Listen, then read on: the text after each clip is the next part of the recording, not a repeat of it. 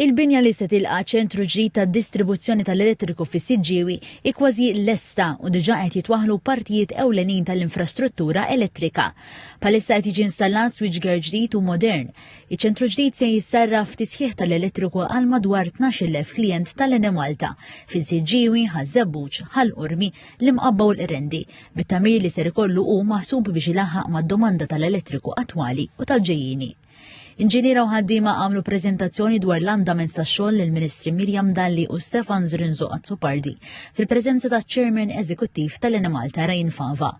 Ġispjegat li b'rabta mal-istess proġett qed jitqiedu 70 kilometru ta' cables. Il-Ministru Mirjam Dalli qalet li dan kollu jorbot mal-investiment kontinwu tal-Eni Malta biex issaħħaħ u timmodernizza in-netwerk tad-distribuzzjoni tal-elettriku f'Malta. Iċ-ċentru ta' distribuzzjoni ta' Siġġiewi huwa wieħed minn 3 ċentri ta' distribuzzjoni li bħalissa qegħdin naħdmu fuqhom u li ser inkunu qegħdin inwasslu fix-xhur li ġejjin. Dawn huma ċentri ta' distribuzzjoni li għamlu parti mill-pjan ta' 9 snin li għandna bħala Eni Malta biex inkomplu insaħħu in-netwerk tad distribuzzjoni f'pajjiżna. Huma parti wkoll mill-viżjoni tagħna fit-tul li twassalna sal-2050 għaliex wara kollox irridu li jkollna sistema tal-elettriku reżiljenti. L-Inġinier Ryan Fava qal li mexxin pass tajjeb ukoll ix-xogħlijiet fuq żewġ ċentri oħra ta' distribuzzjoni fin-Naxxar u fl-Imsida.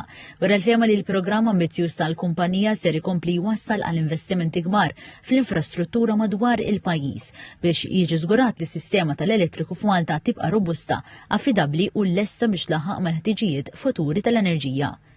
Il-proġett qed jiġi ffinanzjat mill-Faċilità ta' Rkupru Reżiljenza tal-Unjoni Ewropea.